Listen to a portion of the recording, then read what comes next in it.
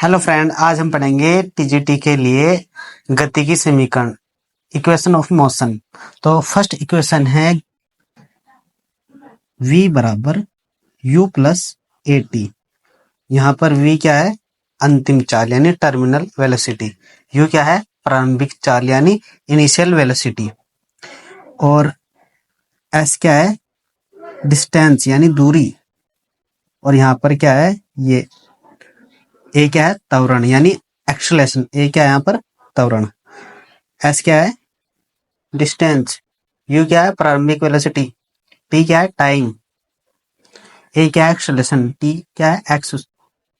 t क्या है? समय। तो सिंपल याद करना है हमें। तो ये होती है गति की समीकरण। तो एक और पॉइंट याद रखना है आपको। अगर हमें t वे सेकंड के लिए चली गई दूरी निकालनी हो ना, तो s बराबर u plus 1/2 a two T minus 1 ये होता है। मतलब जैसे कि 5वें सेकंड में कितनी चल गई दूरी, 6ठे सेकंड में कितनी चली, ऐसे। तो यहाँ पर ये हो गई इक्वेशन ऑफ मोशन, याद रखनी है। और इसमें कंफ्यूजिंग पॉइंट याद करते हैं हम। देखिए, जो सबसे ज्यादा कंफ्यूजिंग है इसकी कंडीशन होती है, ठीक है ना। और गति की समीकरण तभी लागू होगी जब त्वरण क्या होगा? नियत। हर जगह त्वरण क्या होगा? नियत। देखिए, जैसे कि यहाँ पर लिखा है नोट, ये देखिए नोट नंबर 1। गति की तीनों समीकरण तभी लागू होती है जब त्वरण नियत अर्थात एक समान हो सरल रेखा में। क्योंकि यहाँ पर पृथ्वी के ऊपर चल रहे हैं हम, जैसे कि, तो सरल रेखा में होगा। तब कंडीशन नंबर 1 होगी, यदि कोई वस्तु विरामावस्था में है तब u का मान क्या होगा? 0। और इसी कंडीशन में रख देंगे हमें इन फॉर्मूलों में। यहाँ पर हम रखते हैं u इक्वल टू 0, तो at आ जाएगा। यहाँ पर भी 1/2 at² हो जाएगा और यहाँ हो जाएगा 2s, ठीक है ना। अगर इक्वेशन में रखते हैं, उसके बाद हमें क्या करना है? कंडीशन नंबर 2, यदि वस्तु एक समान वेग से चले तो उसमें वेग परिवर्तन त्वरण क्या होगा? 0। अगर समान वेग होगा ना, जैसे कि 40 मीटर प्रति सेकंड है इसकी चाल, तो सेम वही रहेगी। तब क्या होगा? त्वरण यहाँ पर 0। और अगर जब त्वरण 0 हो जाएगा तो फॉर्मूले में रख देंगे, इस कंडीशन में रख देंगे हम तीनों। यहाँ पर v बराबर क्या हो जाएगा? u। और s बराबर हो जाएगा ut। और v² बराबर हो जाएगा सिर्फ u, क्योंकि त्वरण यहाँ पर क्या हो गया? अब की बार 0। देखिए यहाँ पर भी दिख रहा होगा, v बराबर u, s बराबर ut और v² बराबर u², क्योंकि त्वरण क्या है? 0। इसके बाद पढ़ेंगे हम कंडीशन नंबर 3। यदि वस्तु का वेग बढ़ने की बजाय धीरे धीरे घटे तब त्वरण लेंगे हम माइनस में। सेम इसी फॉर्मूले में हम यहाँ पर माइनस में रख देंगे, तब इक्वेशन हो जाएगी v equal to u minus A T, s equal to U T minus 1/2 at²। v² बराबर हो जाएगी u² माइनस 2as, जैसे कि आपको यहाँ पर दिख रही है। देखिए, अगर वेग बढ़ने की बजाय घटे तब क्या हो जाएगा? a माइनस का, यानी त्वरण क्या हो जाएगा? माइनस का, एक्सेलरेशन माइनस का हो जाएगा यहाँ पर। तो फिर हो जाएगी equation v equal to u minus A T. दूसरी हो जाएगी s equal to U T minus 1/2 at²। और थर्ड क्या हो जाएगी? v² equal to u² minus 2as।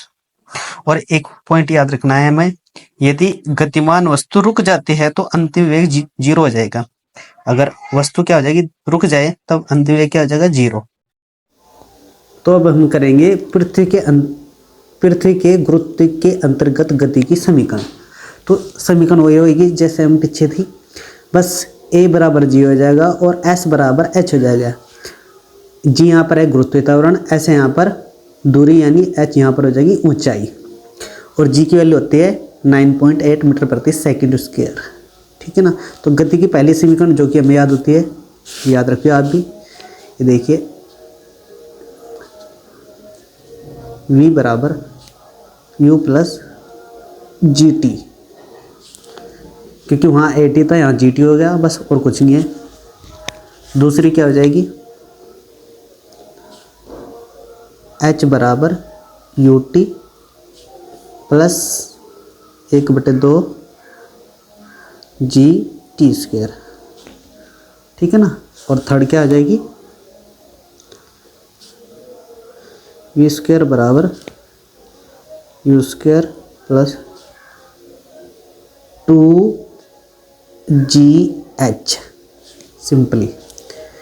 और याद रखिए यदि वस्तु ऊपर से नीचे की ओर गिर रही है, ऐसे नीचे से गिर रही है, ऊपर से नीचे गिर रही है, जैसे कि ऊपर यहाँ है और नीचे गिर रही है, ठीक है ना, तब गति की समीकरण क्या हो जाएगी, v बराबर ut u plus gt।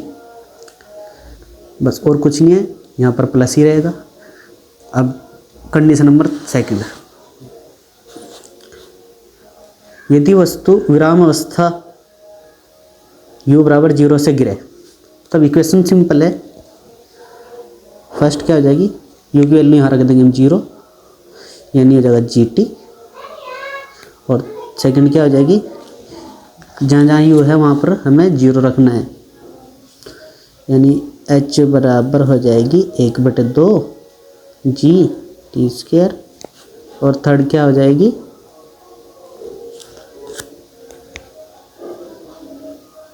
v square बराबर 2GH। कंडीशन नंबर नेक्स्ट, अब कंडीशन नंबर नेक्स्ट पढ़ेंगे हम, बहुत आसान है। देखिए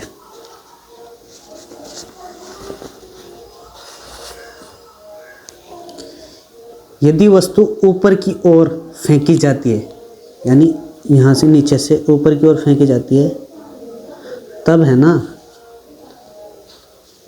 इक्वेशन क्या हो जाएगी, फर्स्ट v बराबर u माइनस gt, क्योंकि गुरुत्व त्वरण विरुद्ध काम कर रहे हैं तो ये माइनस में हो जाएगा g।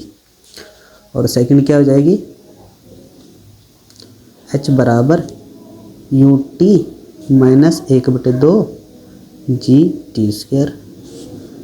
और थर्ड क्या हो जाएगी, v स्क्वायर बराबर u स्क्वायर माइनस 2GH,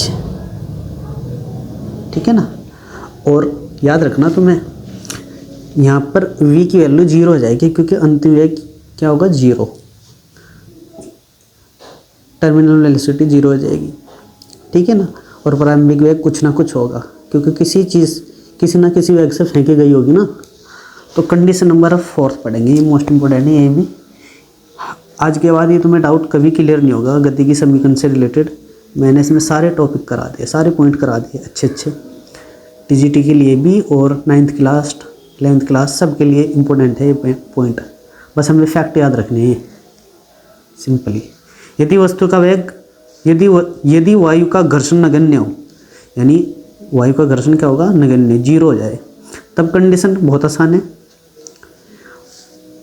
ऊपर की ओर फेंकी गई वस्तु के लिए कंडीशन नंबर 1, ऊपर जाने में लगा समय, जितना समय ऊपर जाने में लगेगा सेम उस नीचे आने में भी उतना ही समय लगेगा। क्यों, क्योंकि घर्षण नहीं लगना, उसमें वायु का जो घर्षण लगता है ना, वायु के साथ घर्षण लगता है, जैसे कि कोई पिंड आता है ना तो घर्षण की वजह से उसमें आग लग जाती है। सेम इसी प्रकार अगर वो घर्षण हटा दिया जाए ना तो ऊपर जाने में लगा समय और नीचे आने में लगा समय सेम बराबर हो जाएंगे।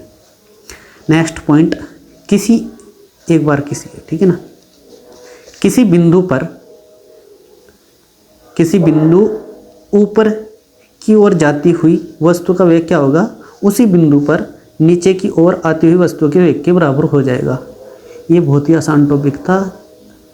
अब करेंगे इसके बाद हम न्यूमेरिकल।